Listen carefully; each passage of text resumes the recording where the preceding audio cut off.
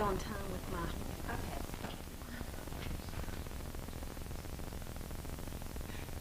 Okay, good evening. Thank you all for attending tonight's meeting of the Winnsboro Economic Development Corporation. I appreciate your attendance this evening.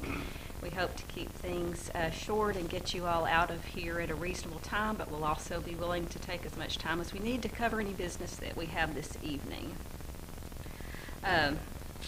Let the record show that the meeting is called to order at 5:30 p.m. And we have 4 members present, so I will call the meeting. We have a quorum and are able to conduct business this evening. Before we begin, we will stand and have a pledge to the American and Texas flags, and then Jim Hollowell will lead us in our invocation. I pledge allegiance to the flag of the United States of America and to the republic for which it stands, one nation, under God, indivisible, with liberty and justice for all. Honor the Texas flag. I pledge allegiance to thee, Texas, one state, under God, one and indivisible. Let's pray. Father, we thank you for another day that you've given us and all your blessings that go with it. And we just ask, we're thankful for this opportunity to come together as a community to deliberate the business of the city. We ask that you give us the knowledge and wisdom we need to make the best decisions for the whole of Winnsboro. In Christ's name we pray.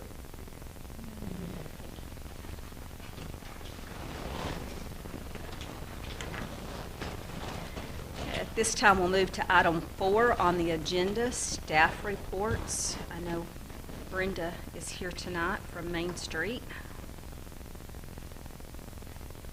We appreciate you joining us. So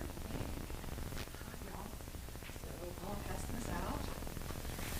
I won't take the time to read this all report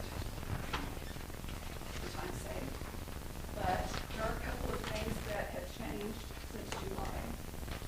Being that this is the end of the month, usually several things kind of go on, which by the time the reports are done. So we'll just have to update y'all.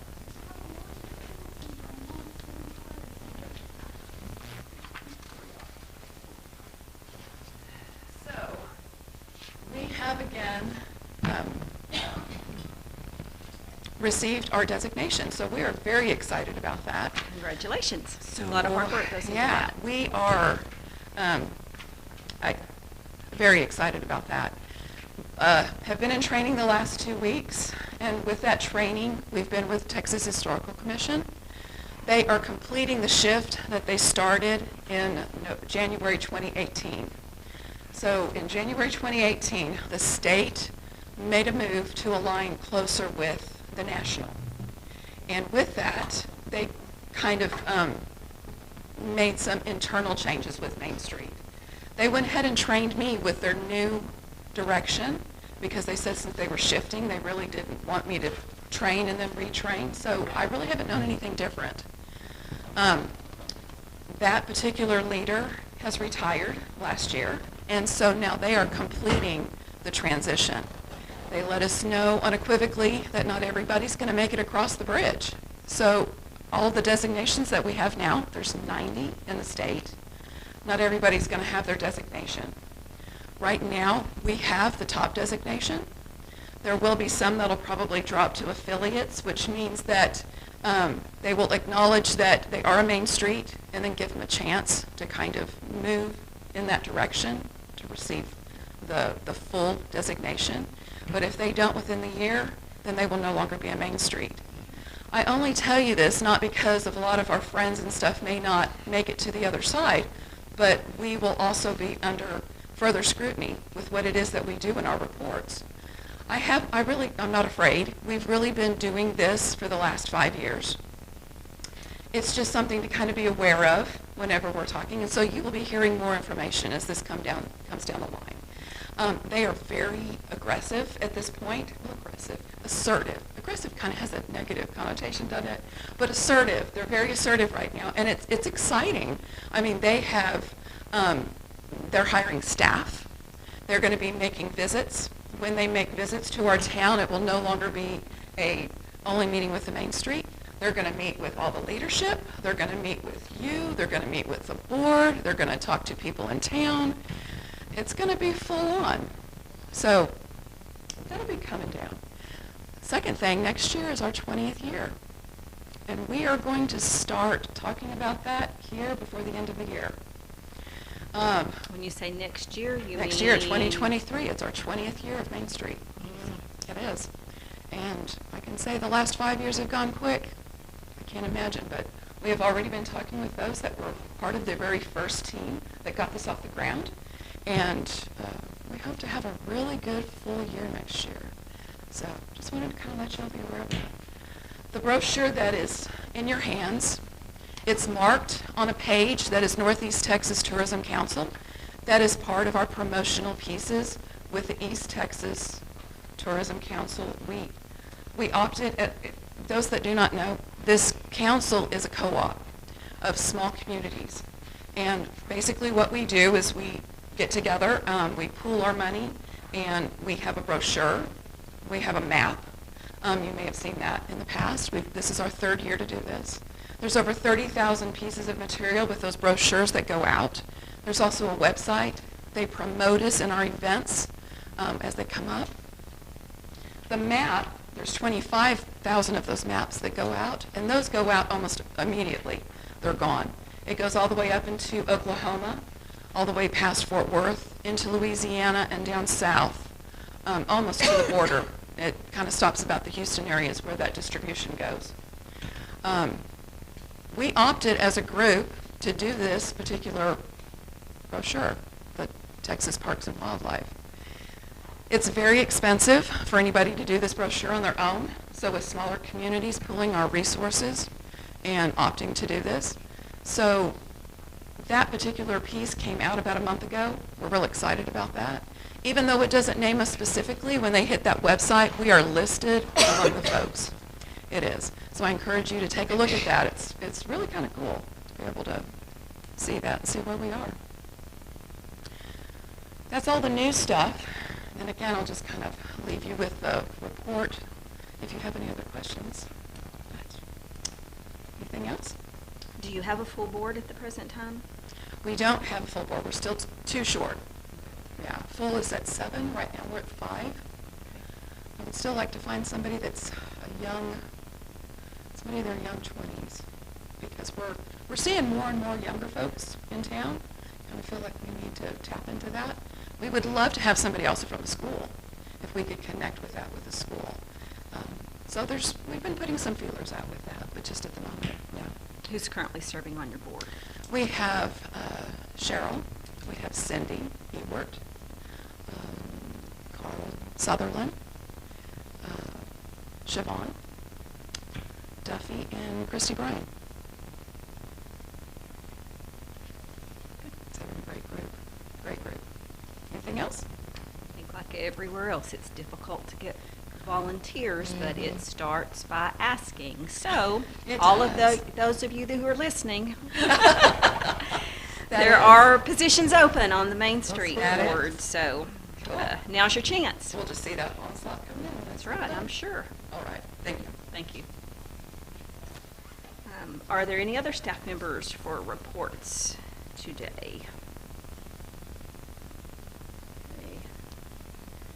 Since that's a report, I don't believe we have to have a motion or a second or anything to accept that, so thank you. Now is the time for the public to address the WEDC board on any subject. However, the Texas Open Meetings Act prohibits the board from discussing issues when the public has not been given 72 hours notice. The act does not entitle the public to choose the items to be discussed or to speak about items on the agenda. Those wishing to address items not on the agenda may do so. However, the board shall refrain from all comments and may, at their discretion, refer them for research, resolution, or to future agenda items. speakers must sign up with the city secretary prior to the meeting and will be given 3 minutes maximum to speak on all matters of concern. At this time, we will allow the public to have the floor. Anyone who would like to come before the board to make any public comments? Okay, my big long speech for nothing there. We will move on to item 6.1, the minutes from our prior meeting. That will be our meeting that was held on May 24th.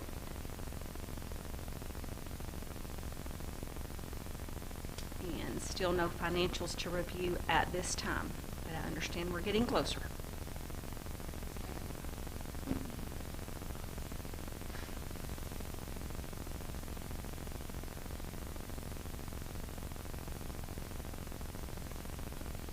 We've had a moment to review those. Entertain a motion for the consent items.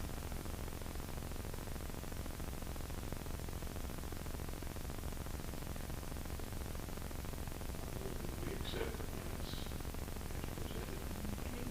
We have a motion to approve the minutes under consent items by Jim Hollowell. I second. I have a second by Marcia Duffy. Any further discussion? All those in favor of accepting the consent items as presented? Aye. Any opposed? Known that motion carries. Our next item is presentation, discussion, and action items. This section will provide for all other official discussions or action items for consideration by the board. First, item 7.1, accept resignation of member. You'll see on the website and in your notes there the resignation from June 28th, Preston Morton.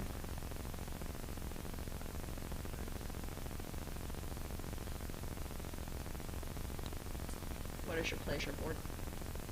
I'll make a motion to accept the resignation of Mr. Morton. We have a motion by Marcia and a second by Jim to accept the resignation of Preston Morton from the WDC board effective June 28th. Any discussion? All those in favor? Aye. Any opposed? If not, motion carries. Our next item, 7.2, consider funding request from the Winnsboro Center for the Arts for the Art and Wine Festival. Mary, would you like to present your information? Mary White, 9502 FM 1448, representing Winnsboro Center for the Arts.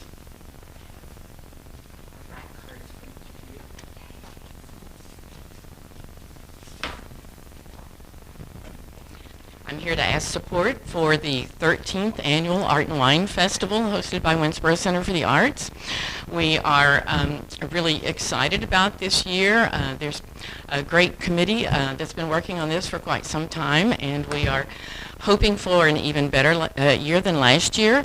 Last year, I think I could say was our most successful to date. We had around 60 artists and I believe 9 wineries and food specialties as well.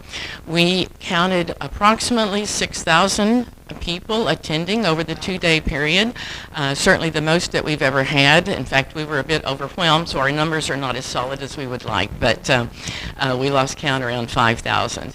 But surveys that were done throughout the festival, both of vendors and of visitors, were all extremely positive. The vendors told us that this was by far their best festival that they had been to, not only in Winnsboro, but in other places as well. They were very complimentary on how well they were treated and provided for. And this year they also were able to report that they had a very profitable experience. In talking with the visitors, we had people from over 50 different zip codes, most from the state of Texas, but a few from other states as well. And they all were very positive and expressed their interest or hope to come back again. So again, it was very successful. The only issue that we had was that we had worked with the local restaurants, since we're excited to have more restaurants on the street in that area, and but with the large crowd, they ran out of food and had a successful time, but you don't want people to leave hungry. And so the one addition that we are adding back to the festival for next year is to include food trucks, as well as encourage the restaurants. And if we can have crowds like that, then I think we can take care of everyone. I guess, let's see, those are the, I guess I would just say that our request is for $2,500 this year. This is our largest single event that we have, and has been a successful fundraiser for the Arts Center. We want to continue to try to raise it to the next level, and we feel that having strong sponsors is very important for that, and of course having the city behind us speaks to the festival and to everyone. And so our plan is to increase marketing this year. Those higher level sponsors will be included on our website, all signage at the festival, any press releases, social media. This year we have also rented space on the marquee downtown through the chamber. So we will be advertising there for the 2 weeks leading up to it. For the 2,500, is there a particular event or session of At the that festival, level, or y'all are just pooling all the funds and using them as needed, or what is your game plan? For we the do have the advertising different categories that we can associate names with. At that level, we would prefer to have it an overall sponsor. Certainly the largest sponsors will appear first and in biggest print, so in all these places.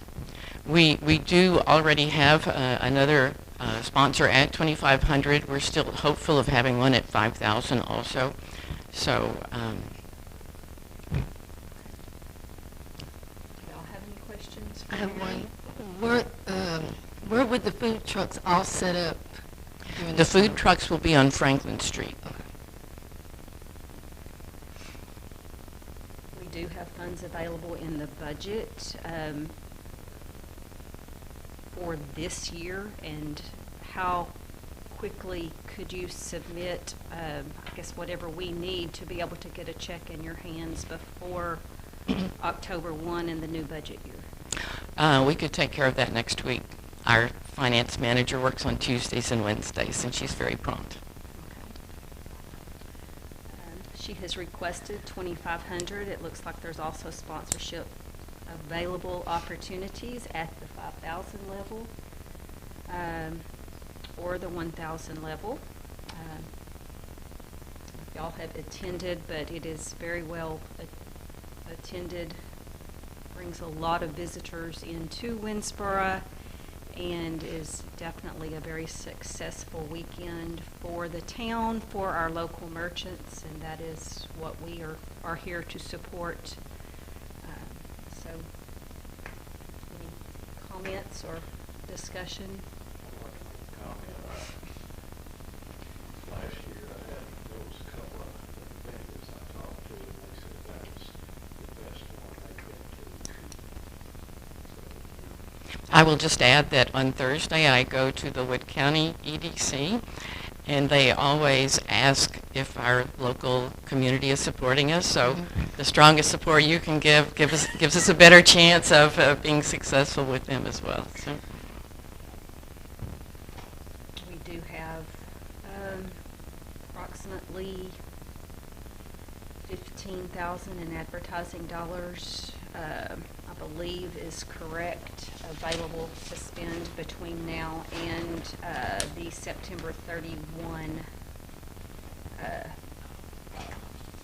budget year.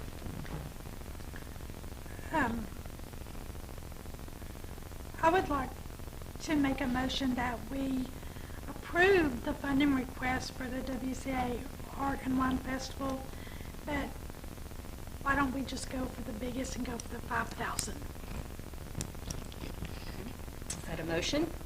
Or That's a just a motion. comment? That's a motion. Okay, we have a motion on the floor to approve a $5,000 donation to the Winnsboro Art and Wine Festival for the Winnsboro Center for the Arts for their November 2022 festival, to be paid in this budget year in anticipation of the upcoming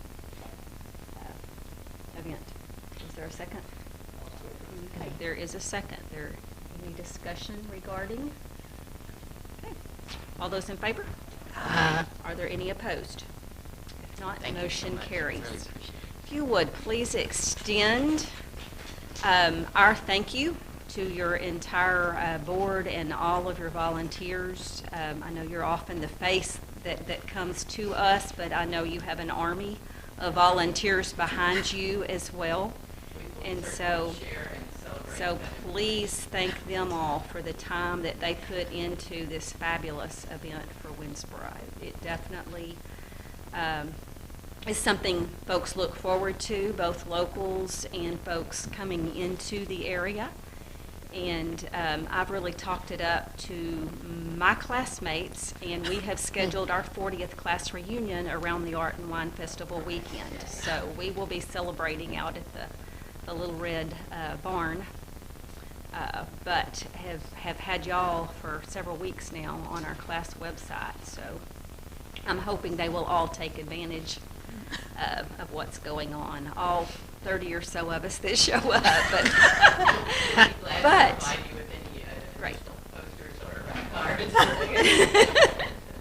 Great, thank you. Okay, next item is 7.3, fiscal year 2022-23 budget discussion. I hope you've all had time to pull that up and look at the requested amounts for this budget year. Now we are. Okay, so am I understanding this is just for the EDC section of the budget? That is correct. Our income comes mainly from the sales tax share that we receive from City Council. My understanding is the city retains 1% of the sales tax, and we get the half cent, a third. So, yeah. So that is budgeted this year, a little bit of a reduction over the prior fiscal year at 533. 333. We've got a little bit of other income coming in from some loan repayments from our revolving loan fund, some other interest, and all for a total revenue anticipated of $547,383. Mackenzie, would you like to go over the other items just briefly that are the expenditures that we are anticipating for the 2022-2023 budget year, and maybe some of the differences that y'all may see over prior year's budget? If I may, Ms. Hills, I'd like to start with the revenues and kind of explain part of the reason that you're seeing a decrease in the sales tax. There's actually not an overall decrease in the amount of revenue the city is anticipating collecting on sales tax. The reason that there's a decrease would be that the number that you see last year was over projected, and that is not actual. And so what you're seeing this year is a lot closer. It's based on a projection of fiscal year to date and what I expect to actually get for next year. So that's part of the reason you're seeing a decrease there.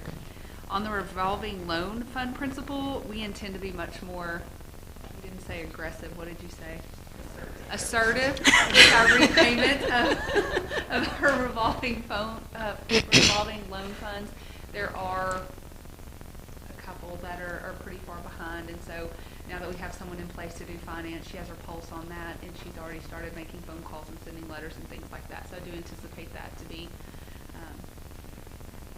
she's going to be more assertive. Walk softly and carry a big stick. There you go. So on the city attorney, that is just because it wasn't used. I based that again. All of my numbers are going to be based off of fiscal year end projections, and so just take what we've spent and project it. It's really just my best guess on a lot of those things. The administrative expense had not been adjusted in, do you remember how long we went back and looked? It had been more than 5 years. Yeah, she said 6. I knew it had been more than 5 years, so we increased that to cover the administrative costs. And what that is that's the cost involved for Angie to post the agendas, maintain the records, prep documents for signature and things of that nature. So we did budget for an increase there. The expense revenue, again, it went down just based on fiscal year-to-date projections. The line 3238 Main Street Coordinator revenue, we did project in the city part of the budget a 3% COLA increase. I would like to have done more, just to be honest, because the nationwide average is 10%. Social Security recipients will be getting a 10% increase in their COLA this year, but of course the city couldn't do that, but we did give staff the 3% in order to help with a little bit of the inflation that they're all feeling. So the increase you see there will be that. The farmers market coordinator is going to be, we did budget for an increase there. I believe that it's warranted, at least, you know, based on what I'm seeing in some of the research that I've done for that particular position. The remainder of that are just other miscellaneous expenses that are typically, and I can give you a breakdown of those. I have them on the other side, Jen. I sent you the Main Street, but I did not send you that one, so I can get that to you all too, to show you where the remainder of that's coming from. 15, that one's the next one's the same. Okay, on the facade grants, previously that wasn't budgeted for, it was just included in some of the others, so I added it in that line item. You guys can tell me if you want it back where it was or if you want it there. To me, it made more sense for it to be pulled out because people asked. It's one of the check boxes on the form is that it's specific for that. I will also say one of the requests from Brenda Buck was that previously she had a line item in her budget to do facade grants on her side also, and so I did add that back in. So when you're looking at line 3238 for Main Street Coordinator expense, then you're going to see that $5,000 increase for her piece of the facade grants also. Any questions on that? Just, I guess, more of a comment of note there. We will now do up to 12.5 on a facade grant, and so that will not even cover one facade grant or a portion of one. I think that's Sure, yeah. So the reason why we asked for it to be back into the budget is because we have some that only do paint and sometimes awnings, and we're able to kind of push those through a little bit quicker. We'll go ahead and schedule and we'll meet. If somebody's wanting to do something bigger, I'm totally encouraging them to come and ask for the bigger piece. But with paint and some of the smaller ancillary things, it usually is about 600 to maybe 1,000. And to match that, we can be very efficient. And we haven't had a facade grant actually in the last 2 years for us. And that's one of the things they dinged us on in our reporting of the last 2 years. We had 5 points taken off of our stuff. That hurts my feelings. So anyway. Did you tell them WDC has had some Yes. facade grants? Yes, It's just I that we did. absorbed. Yeah, I did.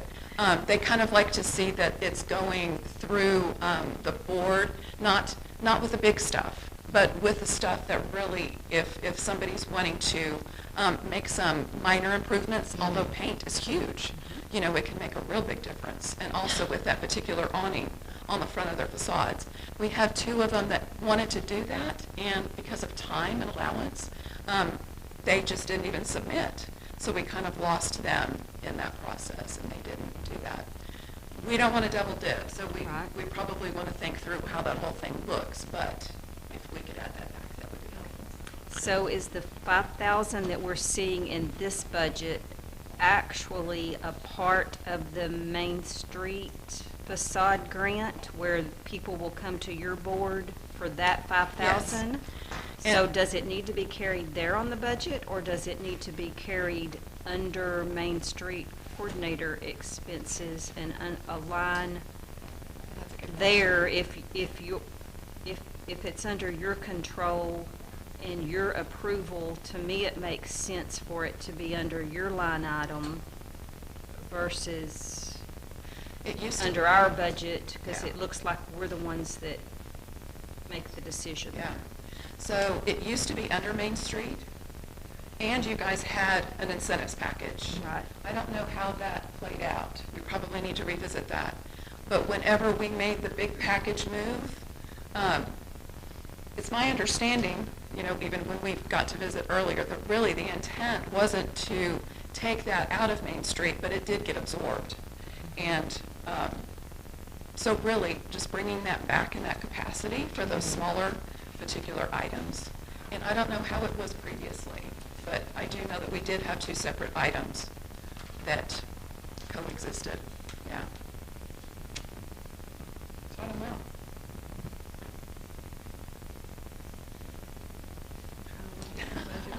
Sorry. Oh, there we go. Okay, so it actually, to the tune of $4,000, is already in the in the Main Street Coordinator budget for $4,000 line item 3247. So we could do one of two things. We could take that 5,000 and add it to the 4 to give you 9, or you guys could just choose to completely reallocate that $5,000 somewhere else.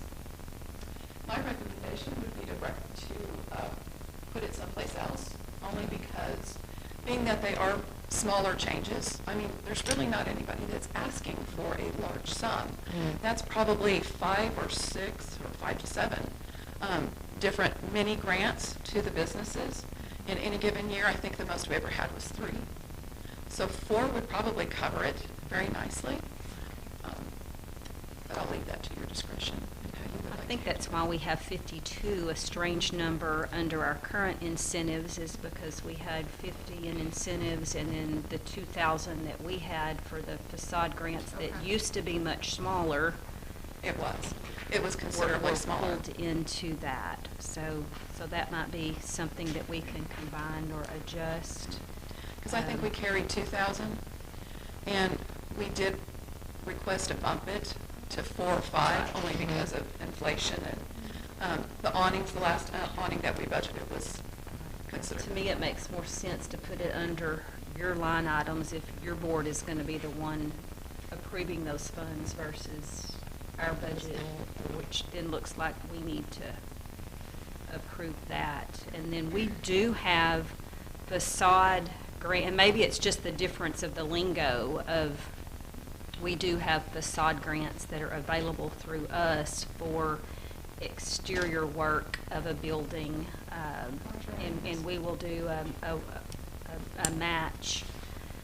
If someone spends $25,000 or more, our maximum is $12,500 towards the facade part, and that has always come in the most recent budget years out of our business incentive line items there.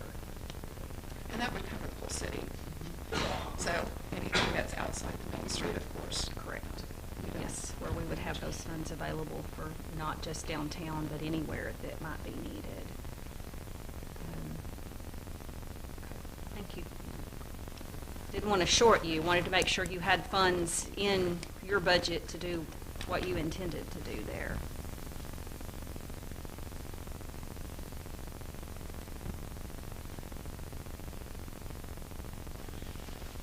I think most of the other items under the EDC director are fairly self-explanatory. There is a reduction in salaries and benefits. We are still hoping to hire an executive director for the WEDC, so that we do have someone that is recruiting and bringing new business and economic vitality into the area, but would be at a lesser obligation to the board versus before we had a portion of an executive director and an assistant EDC and benefits. So that is the reason for the difference there. And then there are just some other changes that were there. The only comment that I would have in reviewing it is we do have projected I believe it was about $120,000 in revenues over our budgeted expenditures. And we have already spent almost 26, half allocated for 2022, 2023 incentives that are already obligations for us going into the next two calendar budget years. And I personally would like to see us increase the 52 or add another line item to the budget for prior year approved incentives so that we have the full, looks like 57 now, to use for business incentives for the coming year versus starting out at half of what we had anticipated. Anybody have any thoughts on that? Or see where I'm talking about in the budget item? If you look at 950, 17101, that is our incentives. That's our business incentives for leases, the lease participation, facade grants. If a business has other needs for upgrades or improvements in order to bring in more activity to their business, expanding their business. Air conditioner repairs, other things like that. Is there, Mackenzie, a way to up that amount? Yes. So I think what Jan said is a really great idea to just add a line item so that we can illustrate what the prior year commitments are. So leave the current incentive amount the same, and then create a new budget line item for the exact dollar amount that we have committed for prior years. Yeah, I think that it would show a clearer picture, I think. I agree.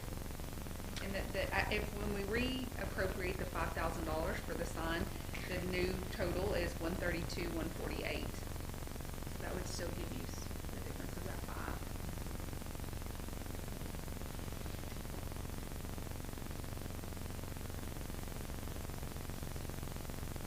Do you know, do you remember, I think when you and I discussed, we were looking at around, it was right at 26,000 and something for those prior incentives, correct? I was thinking 22, but maybe 26. You remember?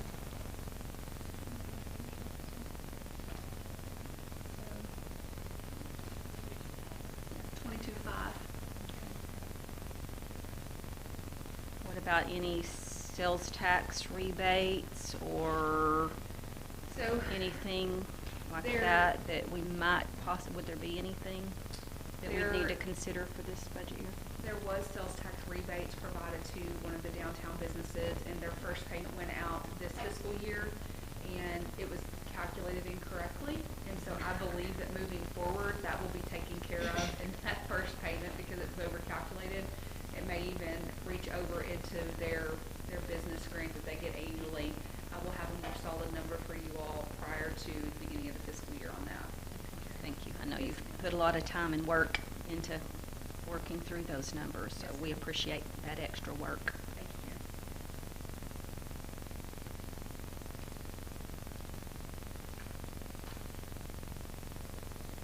I don't have any other questions.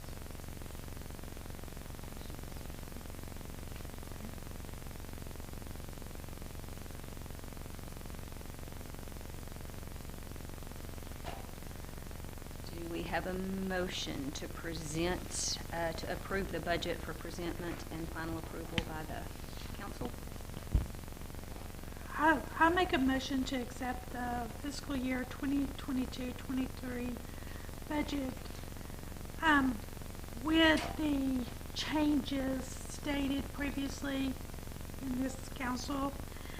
Once those changes have been made, I make a motion to accept that budget for the 2022-2023 budget. A motion on the floor to accept the budget with changes. Marcia. Any further discussion? All those in favor? Aye. Any opposed? If not, motion carries.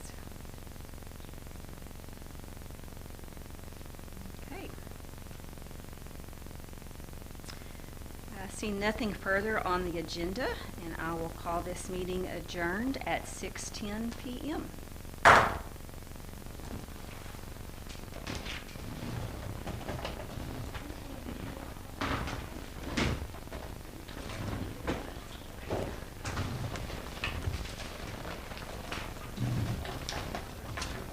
Hey, Mackenzie, is there any way I could get a printed copy of the city budget? Yep.